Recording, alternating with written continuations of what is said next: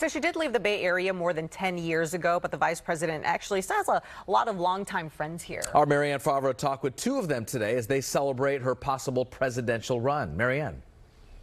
Derek Johnson owns Home of Chicken and Waffles here in Oakland, and he has been good friends with Kamala Harris for 44 years.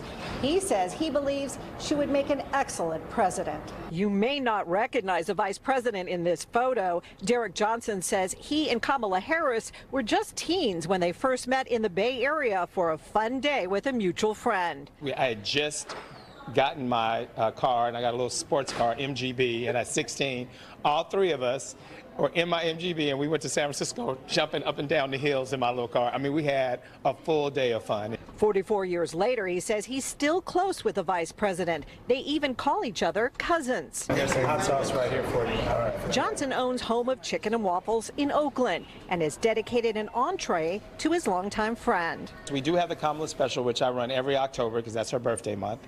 And she's a great cook, by the way. So it's a chicken lasagna and a green salad. It is very, very good. He says he's ecstatic President Biden has endorsed the vice president and believes she has what it takes to be a great leader. Yeah, she was always the fair one, always the logical one. And just always fun and down to earth. And that really hasn't changed. That's the person that you see today. And Johnson says he has no doubt Harris is tough enough to take on former President Donald Trump. The gloves are off and she's going to knock him out, period. I'm not concerned at all. She is very, very tough. Harris was born in Oakland and lived in this home in Berkeley most of her childhood. But after President Biden withdrew from the presidential race yesterday and endorsed his VP, one of the first phone calls she made was to her pastor across the bay in San Francisco. To ask that we would pray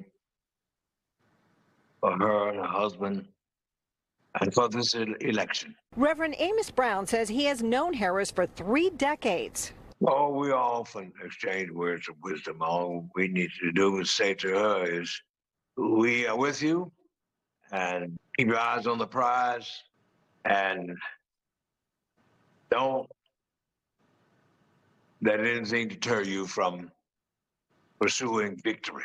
He says he believes Harris has what it takes to unite the country. For one, she's a decent person of integrity. Johnson attended the vice president's inauguration ceremony in 2020 and says he's hoping next year he can return to D.C. to watch his longtime friend be sworn in as the nation's first female president.